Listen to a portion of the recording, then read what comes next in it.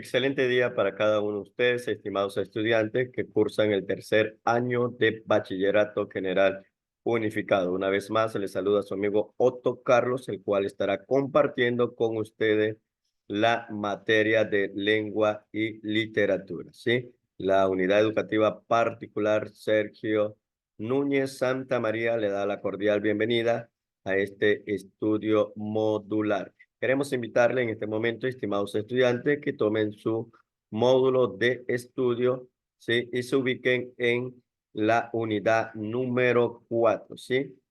Asimismo, también tomen su cuaderno de apunte para que vaya anotando las ideas principales de esta unidad número 4, ¿sí?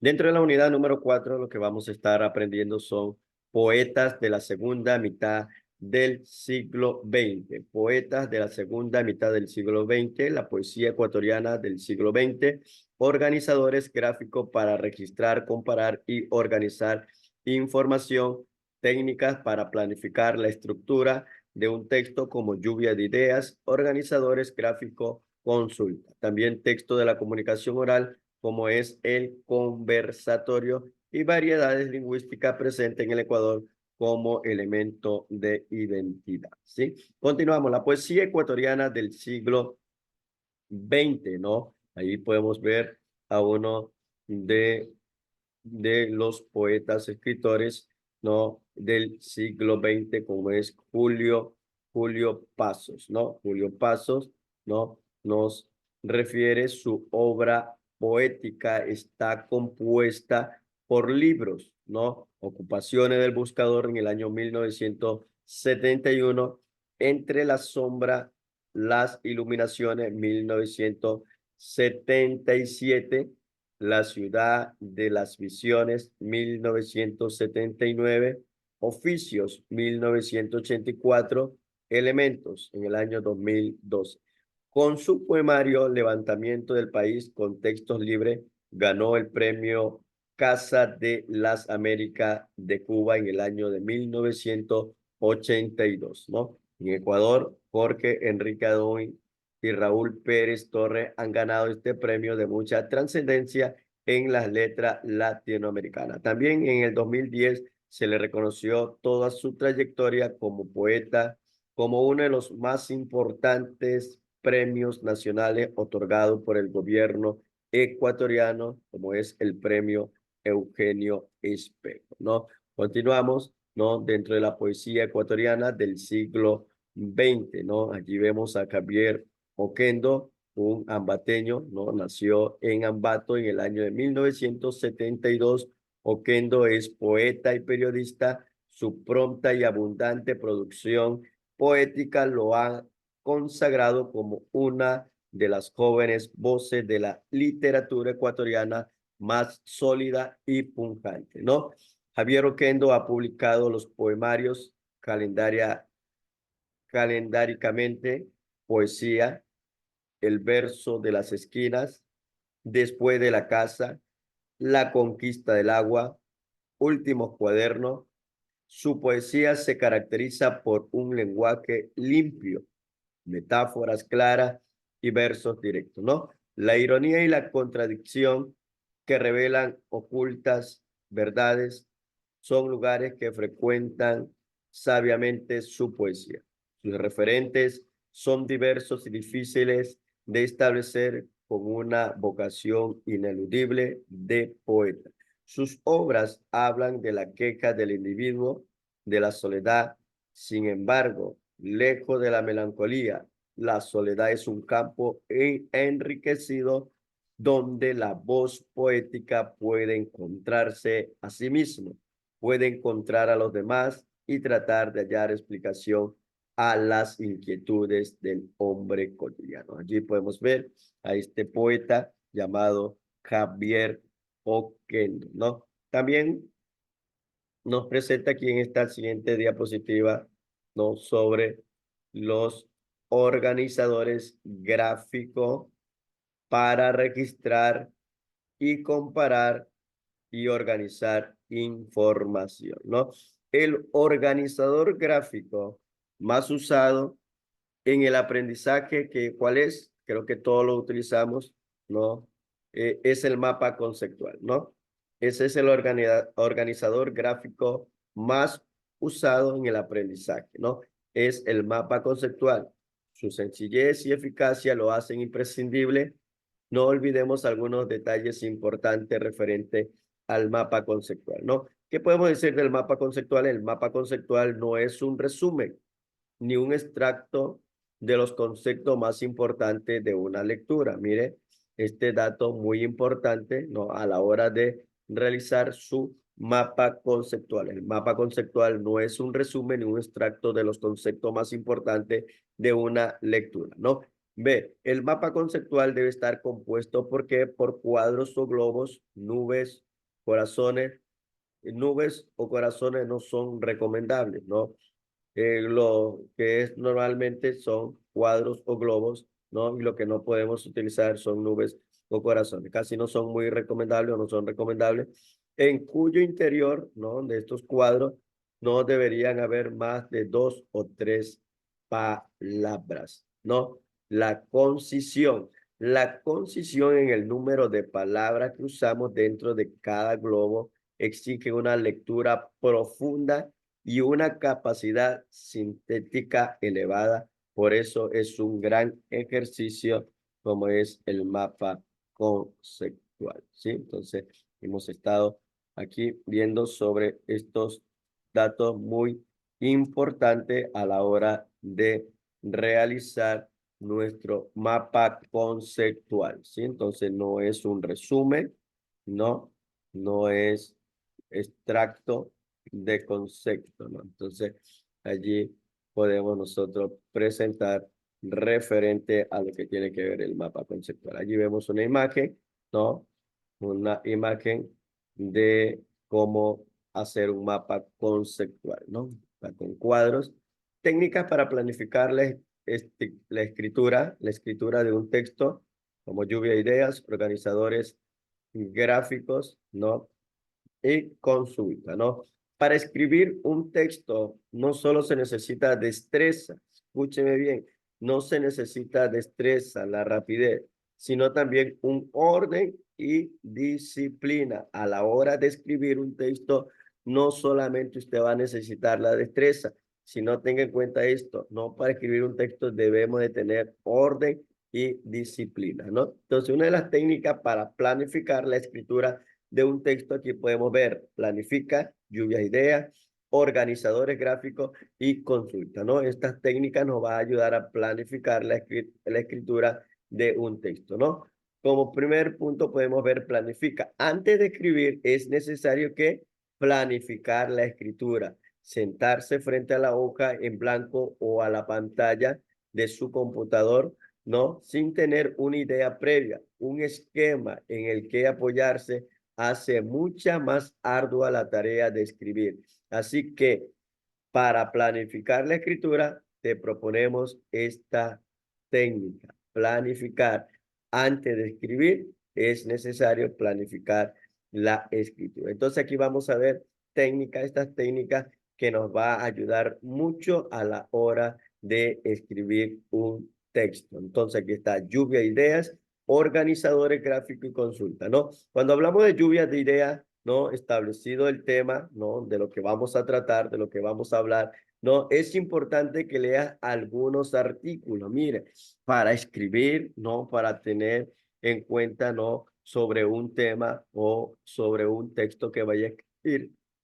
Es muy importante, estimados estudiantes, siempre he venido mencionando esto, de que es necesario de que podamos dedicar más tiempo a la lectura, ¿no? Entonces aquí esto nos va a ayudar mucho, ¿no? Dentro a la hora de emitir o de crear un texto o de hacer un texto, ¿no? Entonces aquí dice leer algunos artículos acerca del tema, entonces puedes escribir en la hoja las ideas que se te vayan ocurriendo en la forma en que se te vaya ocurriendo. No importa en este momento la redacción, lo importante es que logre registrar primero tus ideas, luego las pulirás. Cuando tengas un número suficiente de ideas, dependiendo del tamaño del texto que vayas a escribir, ¿no? Corrígelas, aumenta, quita y ordénala. Mira esas técnicas para planificar la escritura de un texto, ¿no? La lluvia de ideas es muy importante para poder, ¿no? Para poder realizar la escritura de un texto, ¿no? Otra de las técnicas es organizadores gráficos. Otra técnica muy útil en utilizar esquema, un mapa conceptual, un artefacto, un árbol de ideas.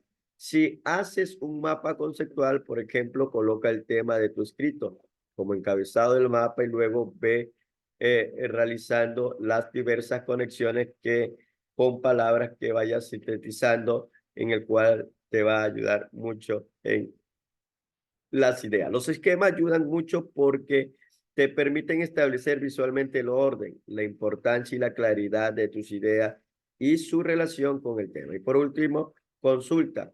Como ya te anticipamos, es importante consultar información bibliográfica de fuentes confiables acerca del tema que vas a escribir.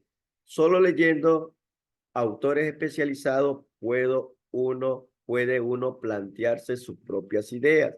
No olvides que si tomas de ideas de otro, hay que usar técnica de citación y de referencia, ¿no? ¿Qué es una fuente? ¿Qué es una fuente? Ya hemos estado mencionando en otras ocasiones, pero vale la oportunidad una vez más mencionar qué es una fuente. Una fuente es un libro, una dirección web, ¿no? Dirección web, un artículo, una fotografía, etcétera, que nos proporciona información de primera mano. Claves para saber si las fuentes de Internet son confiables, ¿no? Recuerde que Internet nos arroja mucha información, ¿no? Donde uno tiene que saber correctamente si toda esa información es confiable, verídica, real. Pero aquí nos dan, ¿no?, unas claves para saber si las fuentes de Internet son confiables. Entonces aquí nos dan esta clave primero, casa editorial. Es importante al navegar por páginas web percatarnos que es la página de una institución académica seria, ¿no? Que tenga responsabilidad al emitir su criterio o su información. Esto nos permite conocer el enfoque del trabajo y saber si la posición del autor nos sirve para aumentar nuestro texto.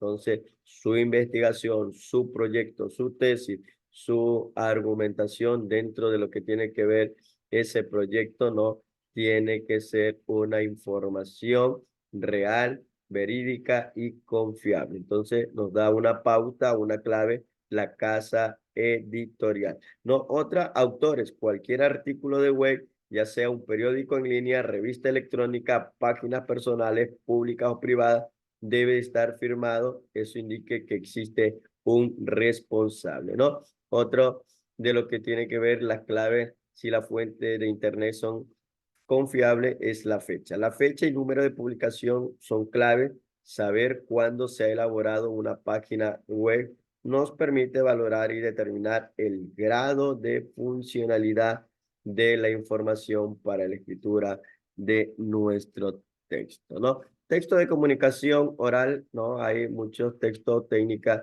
de comunicación oral, como es el debate, ¿no?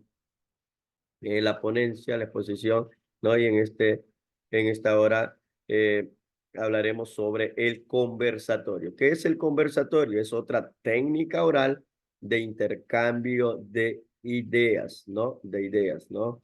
De las diferentes técnicas oral para la comunicación, valga la redundancia, comunicación oral, ¿no?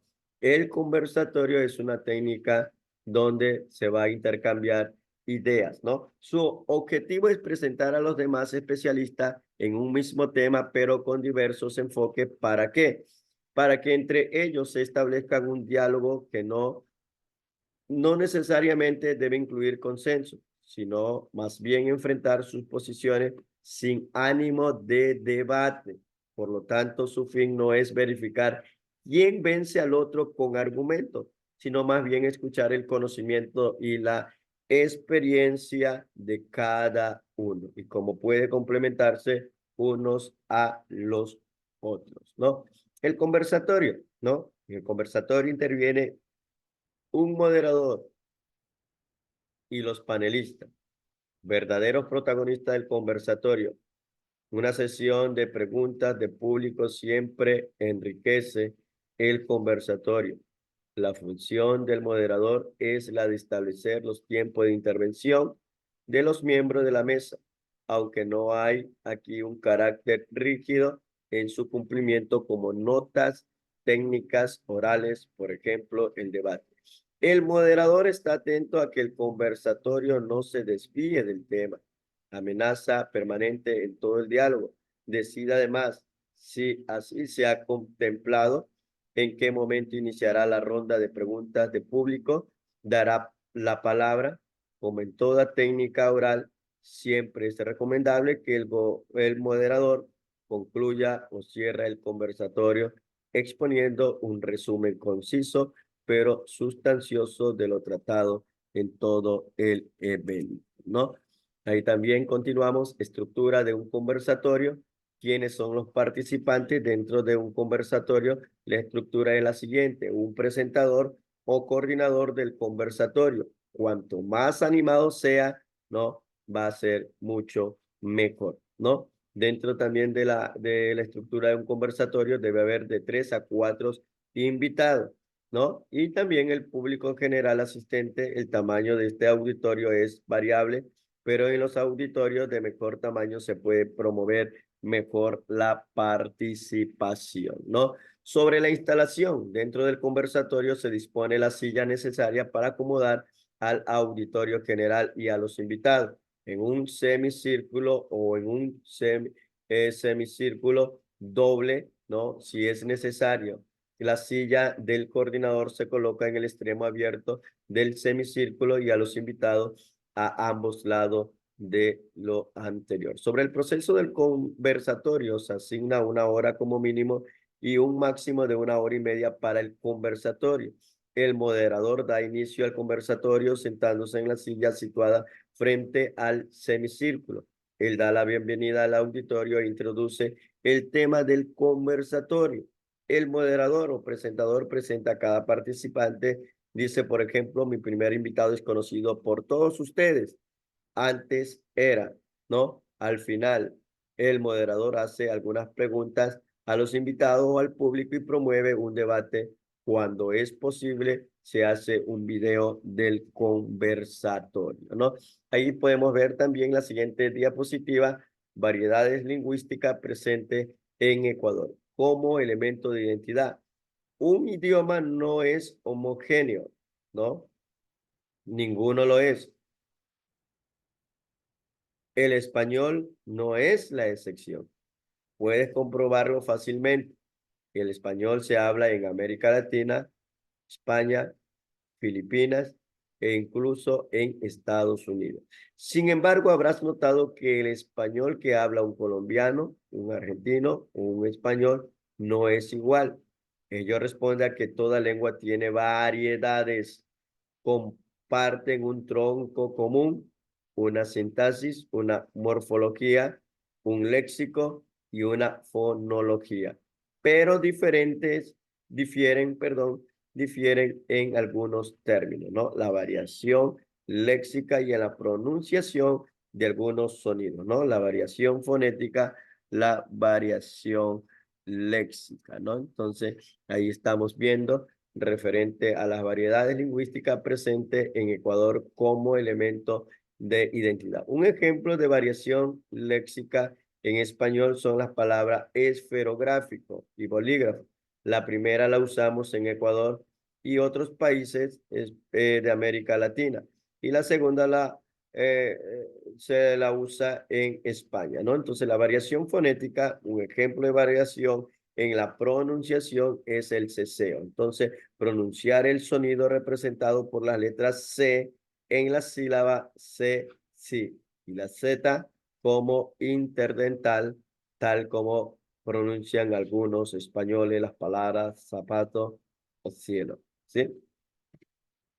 Allí podemos ver variedad lingüística presente en el Ecuador como elemento de identidad, ¿no? Dentro de nuestro país, El español también presenta variedades dialectales, ¿no?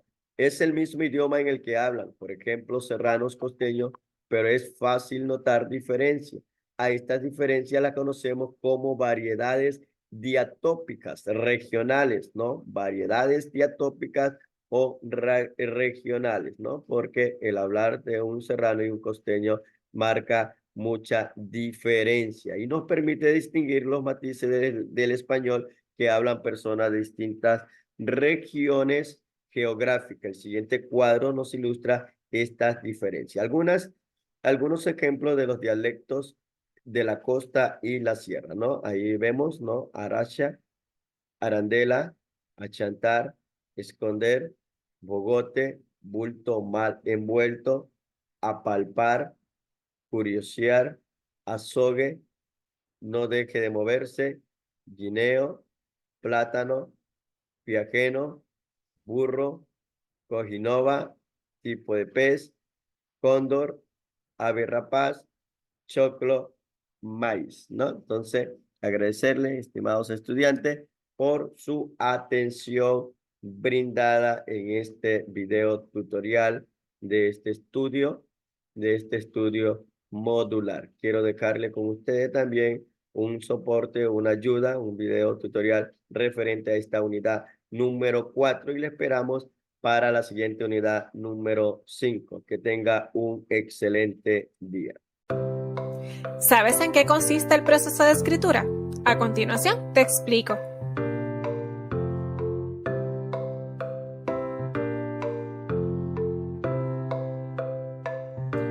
El proceso de escritura integra una serie de pasos que te apoyan al escribir cualquier tipo de texto.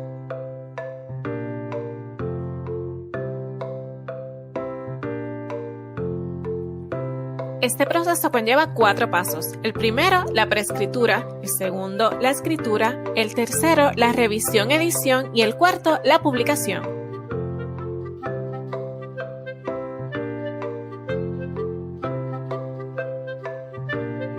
Lo primero que debes hacer es escoger tu tema. Una vez tengas claro de qué vas a hablar, debes identificar al menos 3 fuentes confiables que incluyan información sobre tu tema. Mientras haces tu búsqueda, reflexiona en ¿para quién escribo? ¿Cuál es mi propósito con este escrito? ¿Qué idea quiero transmitir con él? Ya buscaste información sobre tu tema, la leíste, pero ahora tienes tantas ideas en tu cabeza. Es momento entonces de hacer una lluvia de ideas. En tu lluvia de ideas puedes hacer dibujos, escribir citas que hayan capturado tu atención, palabras y todo aquello que quisieras decir sobre tu tema.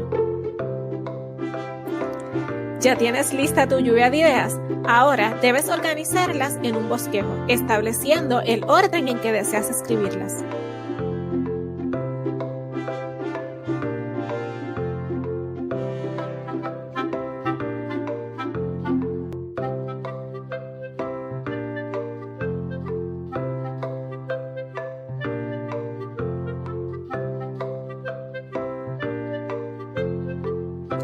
¿Ya hiciste tu bosquejo? Utilízalo como guía para escribir tu primera versión. Recuerda que esta primera versión es tu borrador y va a tener errores, pero poco a poco lo irás mejorando.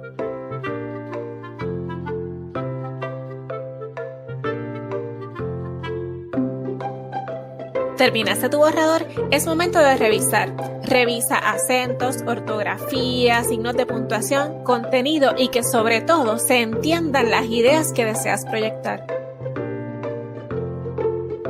¿Ya revisaste? Ahora es momento de editar. Edita corrigiendo todos aquellos errores que hayas encontrado.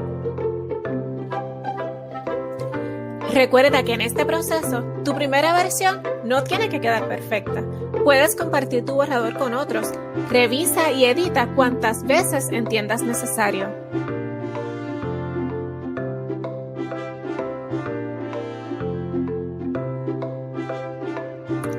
¿Ya revisaste, editaste y corregiste tu escrito? ¿Ya entiendes que está listo? Entonces, públicalo y compártelo con otros. Si tienes dudas, avísame. Estoy para apoyarte.